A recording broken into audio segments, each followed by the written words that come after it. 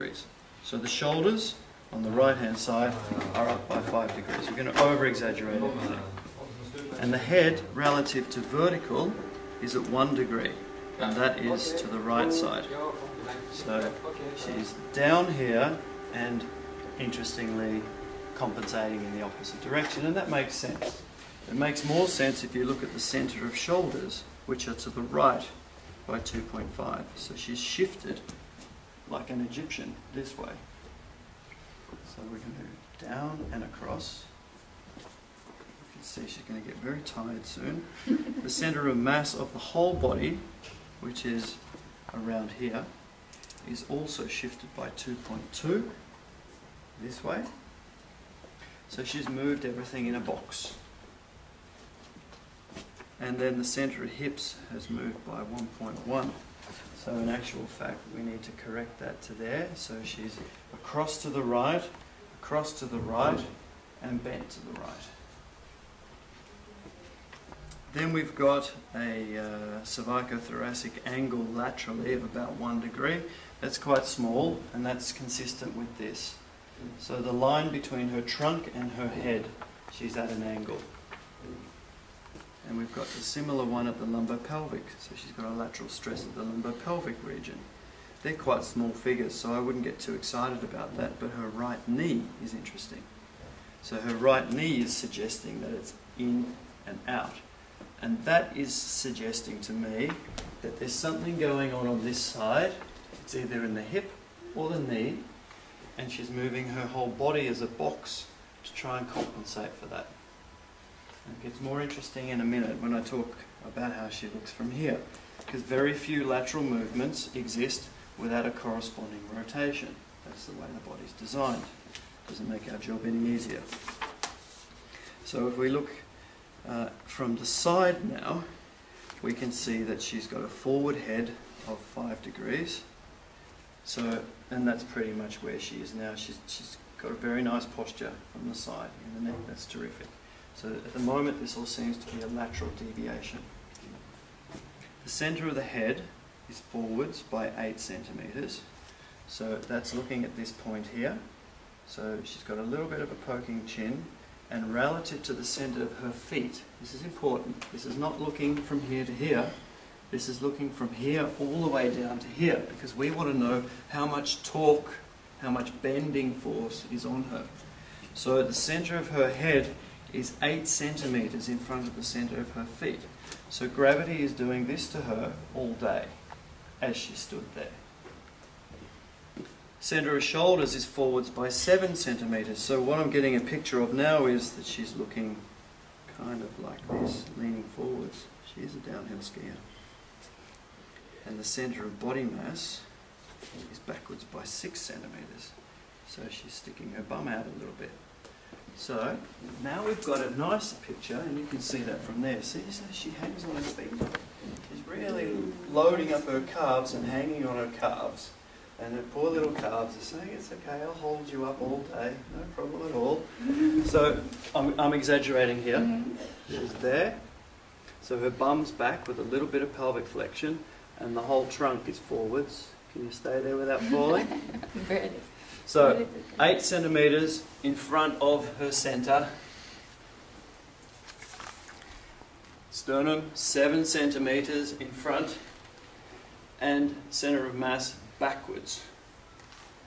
So she's sort of like this. That's exaggerating.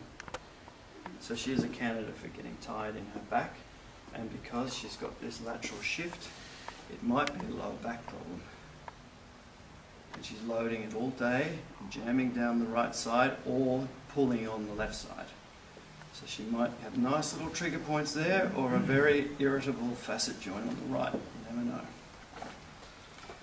So now we look down. Stay there if you can. So now we look down, and we see that her pelvis is rotated to the right by 2 degrees. It's very marginal, but it's there. It could be a coupled movement with this lateral flexion. No lateral flexion to the right is contralateral rotation. The shoulders and the thorax are even more rotated, but just marginally. So she's got a, you're basically doing it now. So she's rotated here and rotated more. And then the knees The right knee is forwards. So it seems as though she's screwing in that right leg into the floor and leaning forwards and to the side.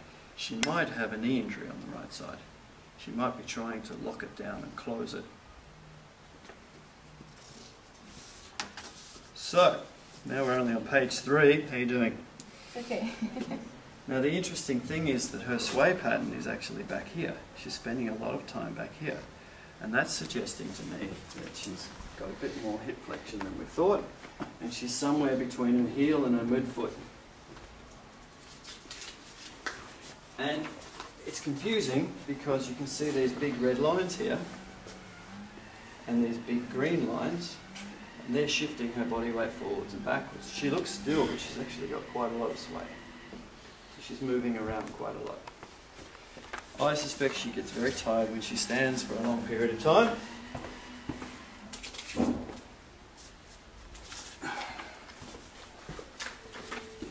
Just keep an eye on you when you have your opening party at the clinic, cocktail party, and you're on your feet all day. Well, it's going to be on heels, so that's going to everything, won't it? Now we have to do it on heels. That could be interesting. Are you normally in heels?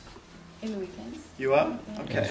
So that could make you want to be on your toes, and as soon as we take your heels away proprioceptively from your joints, that might shift you back, and that might be why we get the sway pattern back. But your body is trying to take you forwards. So it could be why we're getting that data. So now we're looking at the quick arm. So the quick arm, you know, when the brain initiates a movement, the information normally comes from the basal ganglia, and it happens really quickly. We've decided already how we're going to move. So when I lose my balance, my brain has already engaged most of my core muscles, my deep core muscles. 40 to 50 seconds, that's what the research says. So this has been seen as a good test. 40 to 50 milliseconds. Milliseconds, thank you. So this has been seen as a good test. When you lift your arms, your centre of gravity moves forwards. So what your body does to compensate is it pre-tensions your trunk, or it shifts your bum backwards. You can have both. This keeps your centre of gravity between your feet, and this allows you to lift your arms and not lose control of your trunk. People who have got back pain have been shown to be really stiff, and everything goes forwards, so your centre of gravity is seen to go forwards and come back again, and they'll have this really stiff wobble action. People who are well coordinated, they'll have a little bit of movement in here, and they'll keep control. People who are very weak and have poor core control, they'll just stick their bum backwards. That's basically how they do things.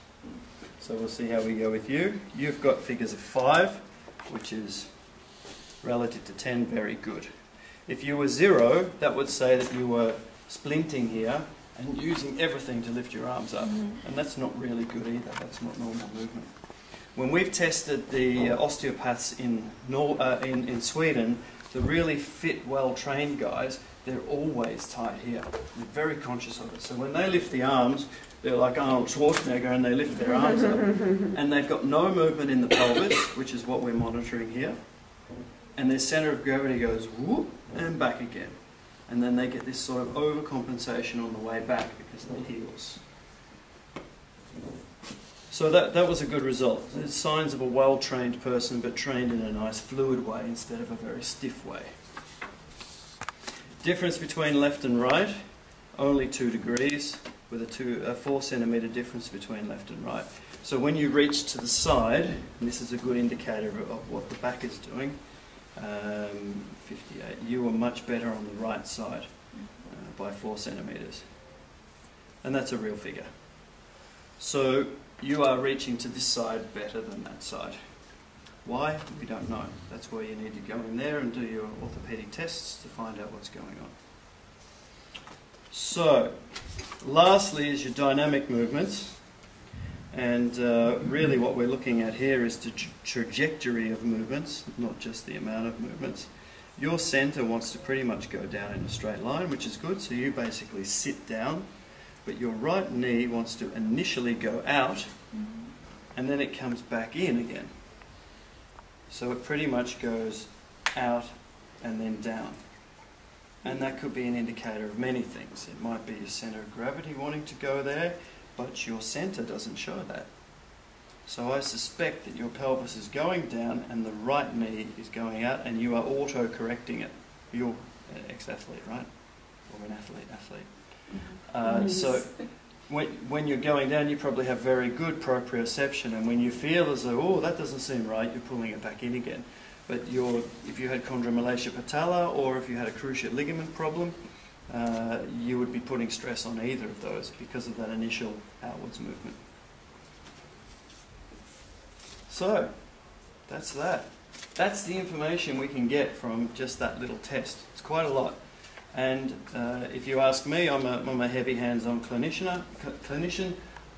I would want to validate with special tests. A Lockman's test, a collateral ligaments test, single leg stance, hopping, deep squat, all of those things to see what's happening on that side. In my red cord world, I would be weakling testing that hip in particular on the right. Because my suspicion looking at this and having seen so many reports now is that it's the right hip that is not supporting, and therefore everything else is following your hip.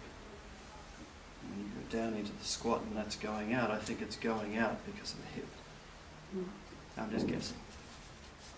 So that gives me some direction and some evidence. Who's next? Can we test you?